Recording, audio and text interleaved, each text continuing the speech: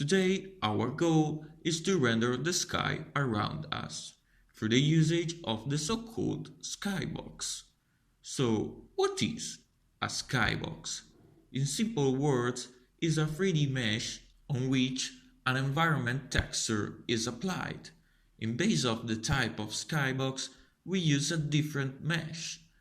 We have two main types of SkyBox. The normal SkyBox, where a 3D cube is used, and the spherical SkyBox, or sky sphere, where instead a 3D sphere is used. Let's talk about the normal SkyBox. This type of SkyBox uses a 3D cube, where we have to apply a texture for each face of this cube. Since a cube is composed of 6 faces in total, we need to use 6 textures. Each texture should represent a part of the environment in a specific direction. For example, here we have in blue the positive z-axis that should represent the front part of the environment. Then we have in green the positive and negative y-axis that should represent the top and bottom parts of the environment respectively. And in the end, we have in red the negative x-axis that should represent the left part. The other textures have been covered in order to show the internal parts of the cube. These 6 textures can be combined all together to create the so-called cube map. Very well. Now we can talk about the spherical skybox or sky sphere. This type of skybox uses instead a 3D sphere. Here we can use the cube map that we have just mentioned, but only a single texture that will be applied over the surface of the 3D sphere. The problem now is how those 6 textures that compose a cube map can be combined all together in one single texture. This is possible through the so-called equirectangular projection. The equirectangular projection is an advanced topic that we will not face in this tutorial. We only need to know that it's a projection that allows us to convert 6 maps into one single map, as shown in the image. Today we will use the spherical skybox with a ready-to-use sky map in an equirectangular format. It is easy to find other sky maps of this format. They are commonly called HDRI, environment or panorama maps. At the end, our job will be to apply the texture over the surface of our 3D sphere, like in this image. There is a problem though. We want to render the sky map all around us, but how? Well, at the beginning, we will have something like this. At that point, we could simply go inside our sphere, but unfortunately, we will not see anything. Why this happened? Because the rasterizer that is in charge to convert triangles in a series of pixels is settled in such a way to render only the external or front part of our triangles, by culling away the back parts. This process is called face culling. There are 2 types of face culling. The back face culling, the one we have seen so far, only the front part of the triangles is rendered, and the front face culling, where instead only the back part of the triangles is rendered. It is also possible to disable completely the face culling in such a way to render both the front and back parts.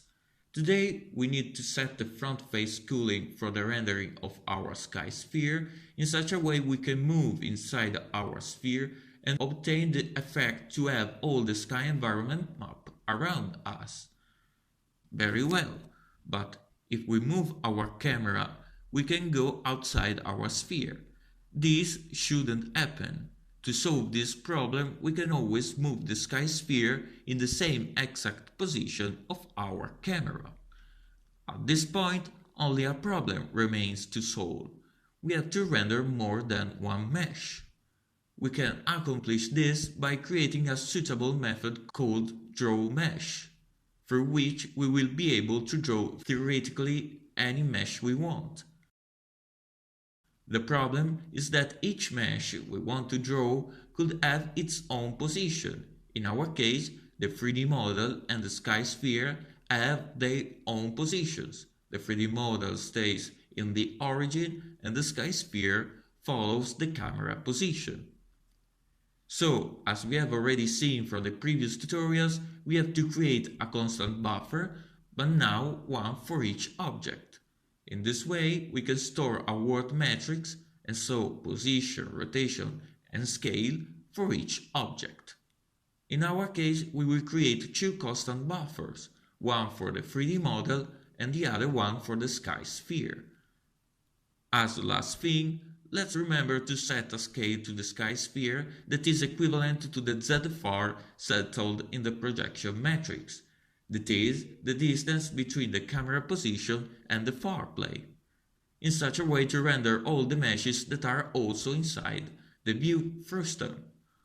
Very well, we have gathered all the necessary information to start the implementation.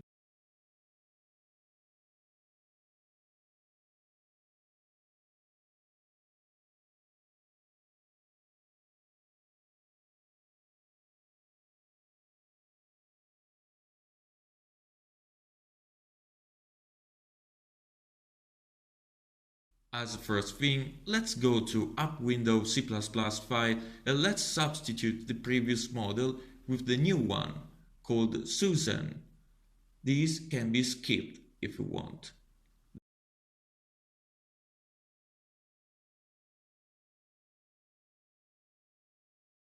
Then let's go to App Window Header file and let's add a new mesh pointer for our sky mesh.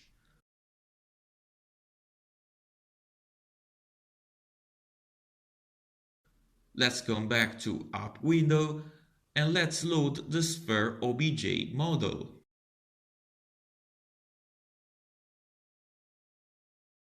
At this point we can start to draw the 3D model and the sky sphere all together. So as first thing, let's go to App Window Header file and let's add a new method called drawMesh.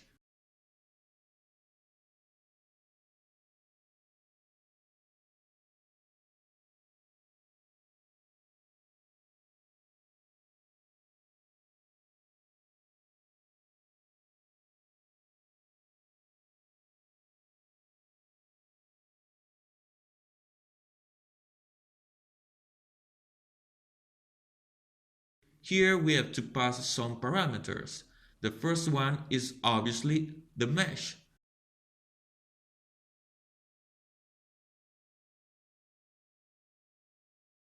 Then we have the vertex and pixel shaders.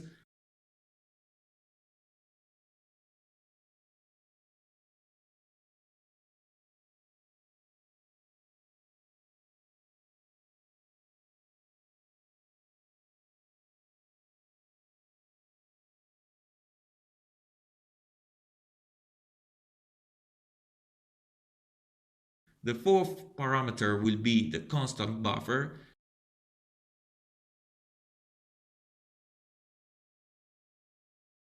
And as last parameter, let's pass a pointer to a texture object.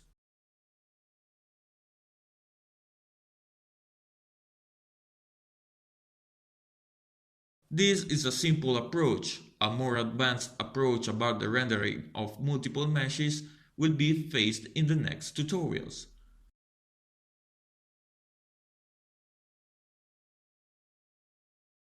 Let's implement this method by using the snippet code that we have added in the onUpdate method.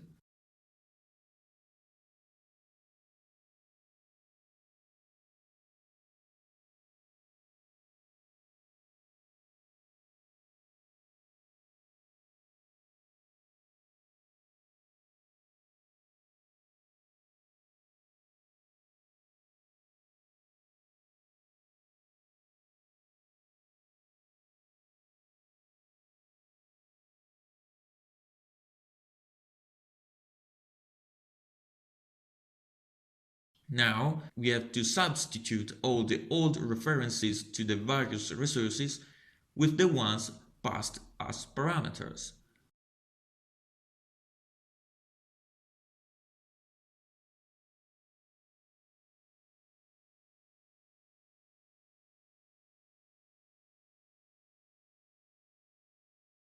Then let's go to onUpdate method and let's use the method just created.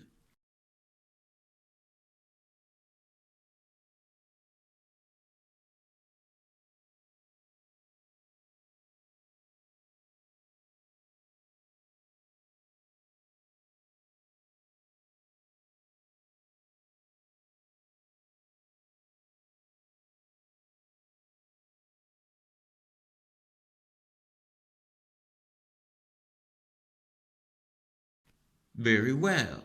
Let's see if it works. And it works.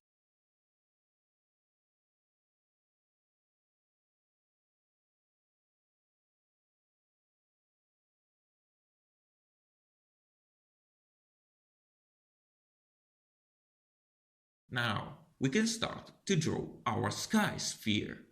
We have to simply call again the drawMesh method and substitute the pointer to the Susan model with the one that points to sky sphere.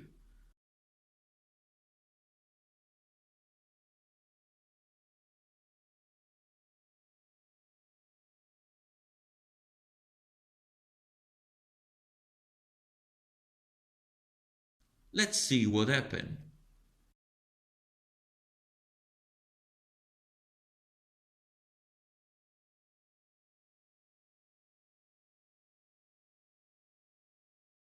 Now we are rendering two objects. But since we are using the same shaders, the objects are rendering in the same way, and since they are using the same constant buffer, they have also the same transformation.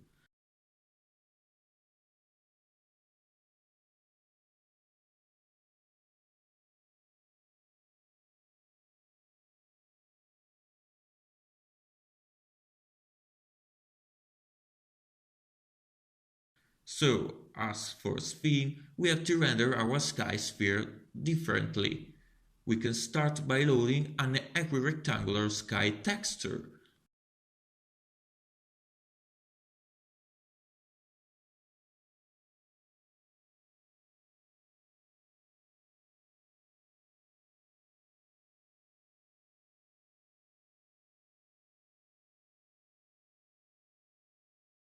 Then, in order to render our sphere with the sky texture applied over its surface without any visual effects, like the lighting one, we need to create a new pixel shader. So, let's create it and let's call it SkyBox Shader.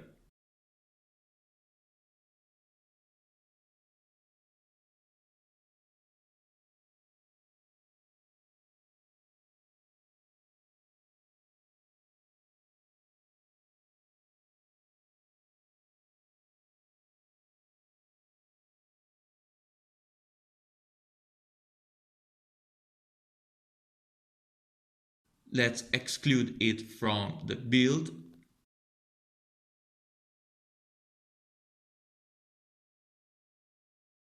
And at this point, we can simply copy-paste the shader code of the pixel shader file.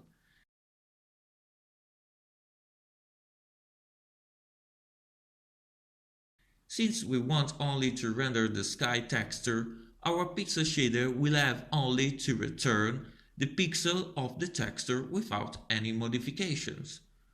Let's remove all the useless code.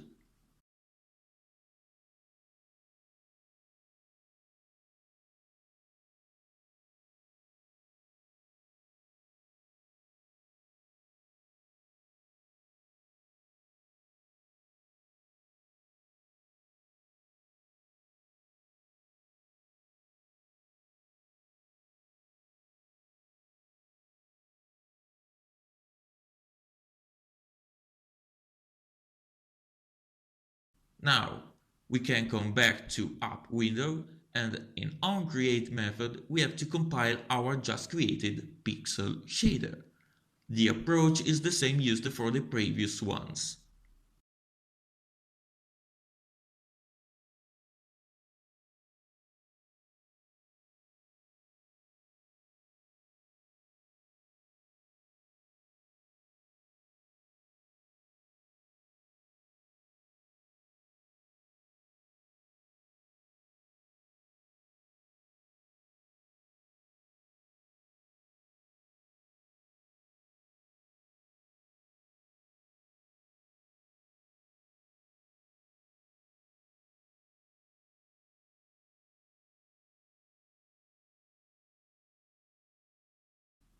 Let's see if it works.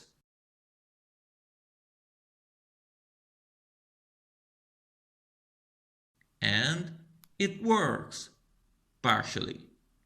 Here we have some texture coordinates problem. The texture is rendered upside down. We can easily solve this issue by inverting the texture coordinates in the pixel shader.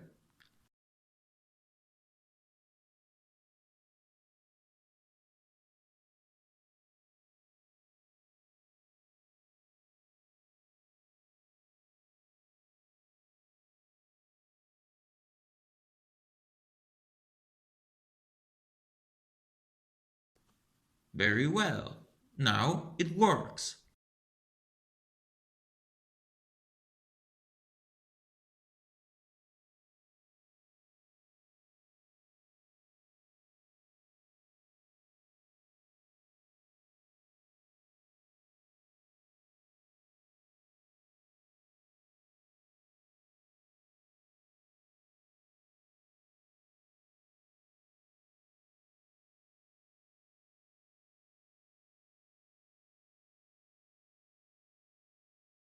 The next thing to do is to separate the transformation of the various objects and so the transformation of the model, the skybox, and the camera.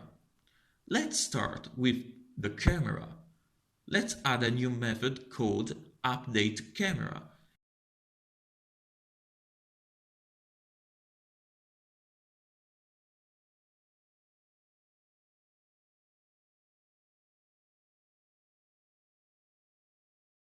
Here we have to move the snippet code of the update method where the word camera transformation matrix, including the view and projection matrices, are calculated.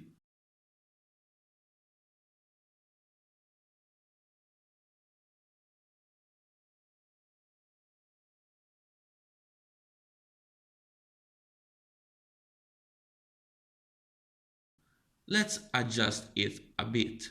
Here we have to remove all the references to the constant buffer, since they are related to the rendered objects and not the camera itself.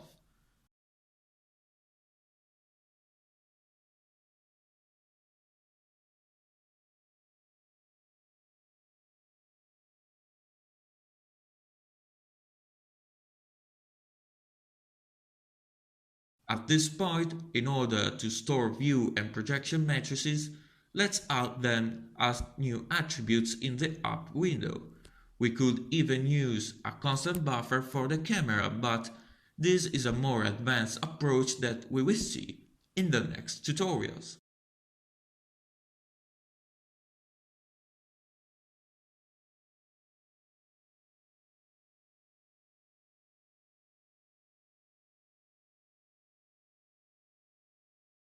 Very well. Let's go to update method and let's clean it.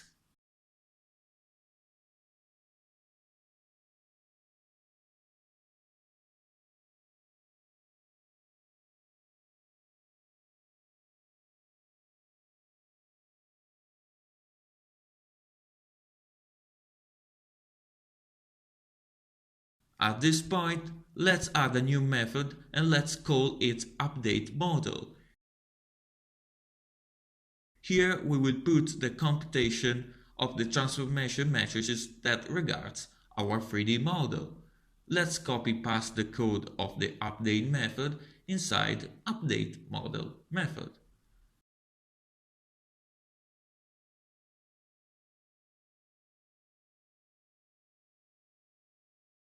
Now, the most important thing to do here is to assign the various camera matrices inside the constant structure. Let's remember to return the camera position.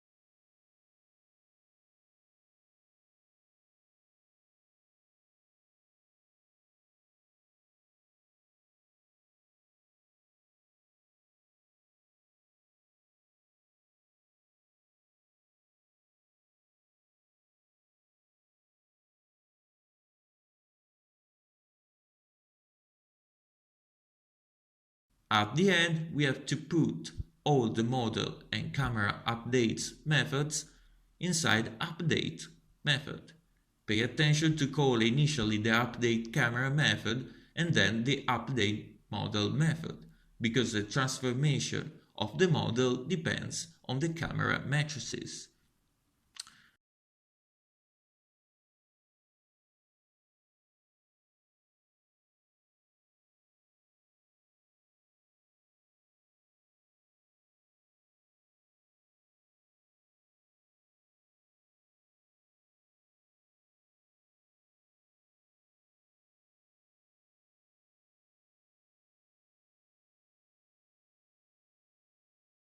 Let's see if it works.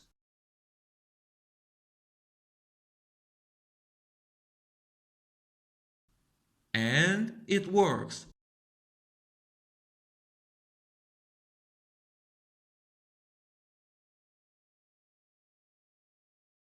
At this point, let's implement a new method called update SkyBox.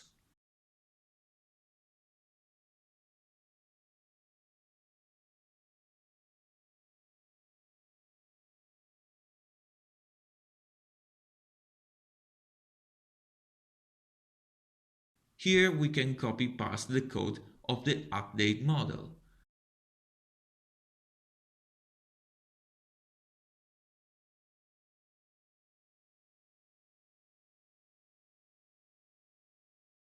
The only difference respect to the update model is that we need only to compute the word matrix and upload the data on a different constant buffer.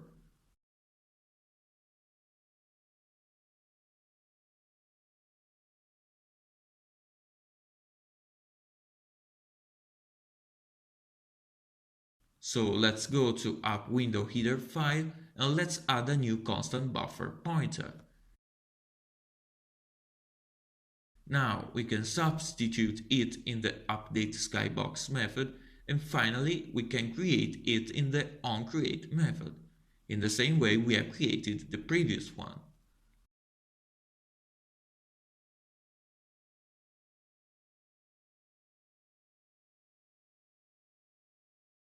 As a last thing, let's apply a new word transformation to our spherical SkyBox.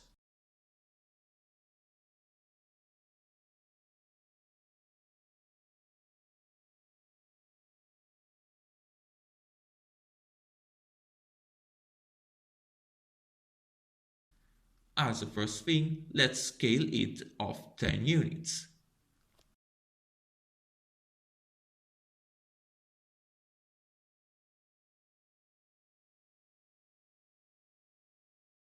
Let's remember to add update SkyBox in the update method.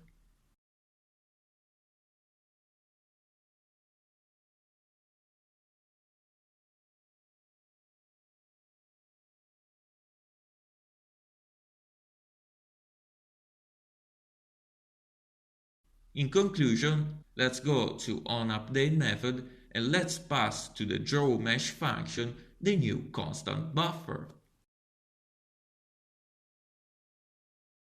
Let's see if it works. And it works.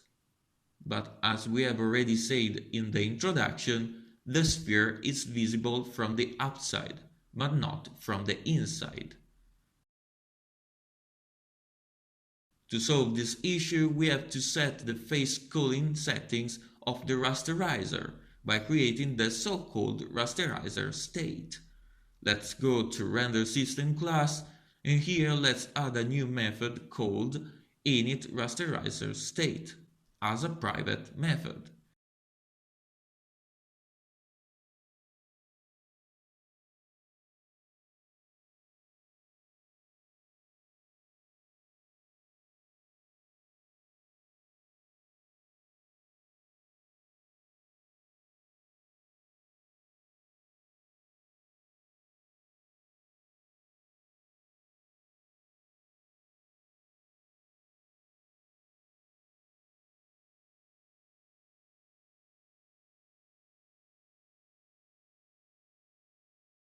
Here we have to create the two rasterizer states, one for the front face cooling and the other one for the back face cooling.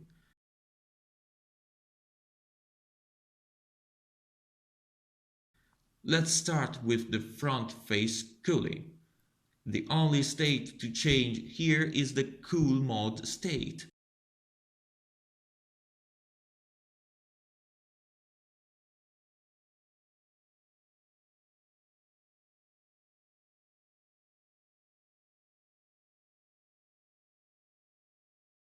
The other two states to set are the default ones.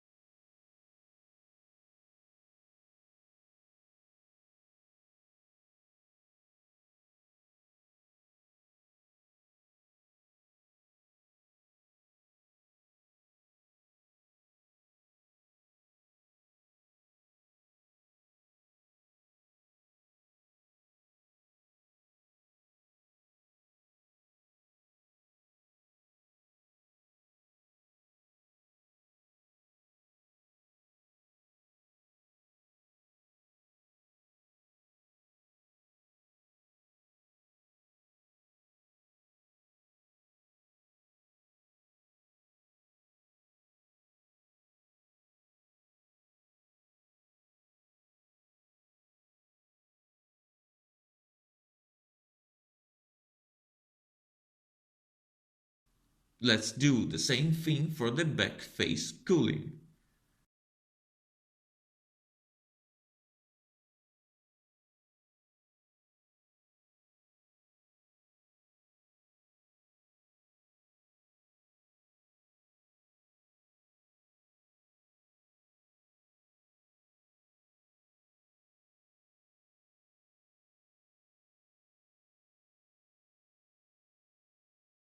Very well. At this point, let's call the init rasterizer state in the render system constructor.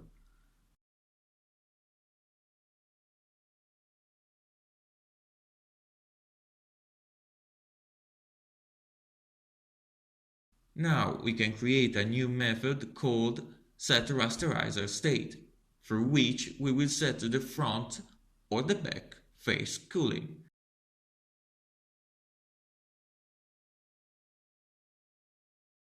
For this reason, let's add a boolean parameter called coolFront. If it is true, we set the front face cooling, otherwise the back one.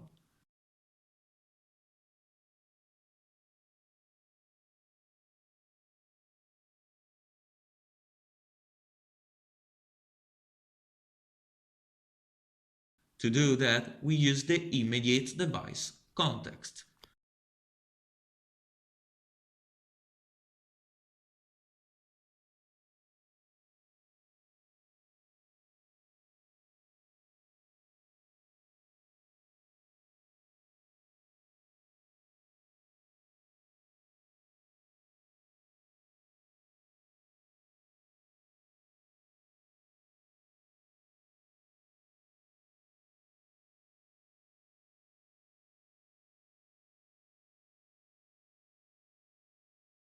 Let's come back to App Window and in onUpdate method, for the rendering of the 3D model, we set the back face cooling because we want to render only the front faces.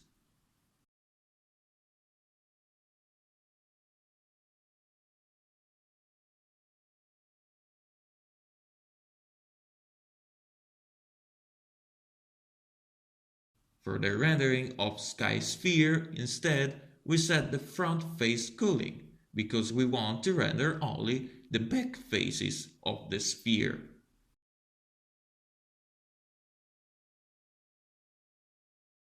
As last thing, let's increment a bit the speed of the camera movement. Very well, let's see if it works. And it works! Finally, we can see the sky all around us.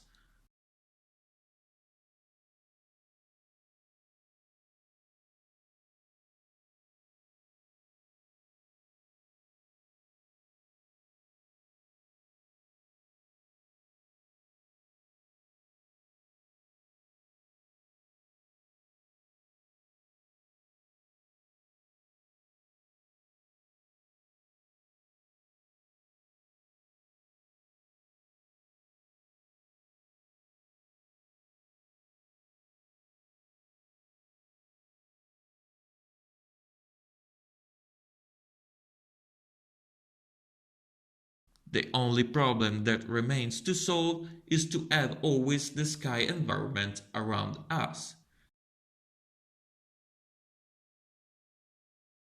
To do that, we can simply move the sphere exactly in the same position of the camera.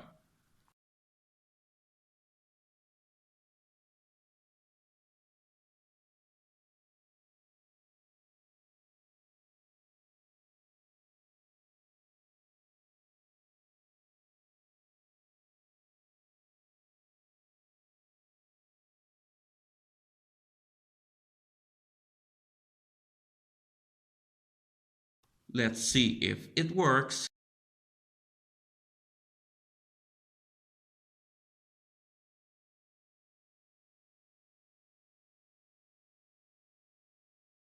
And it works.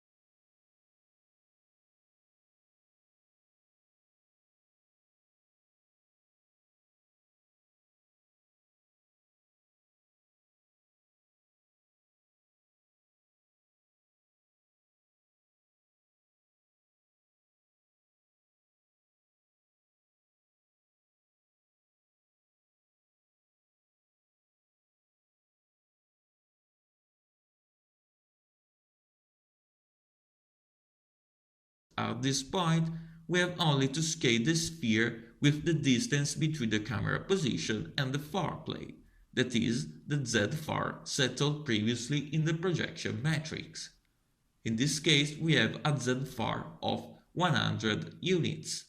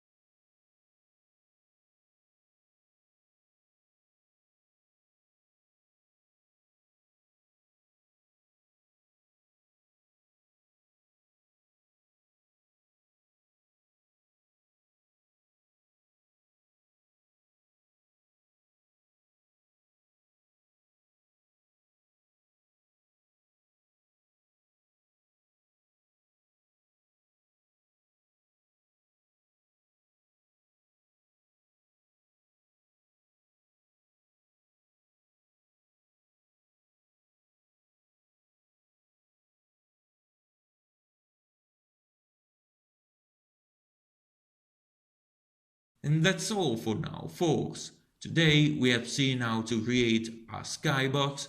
The next time we will talk about full screen. I hope you enjoyed this video. See you soon. Thanks for watching.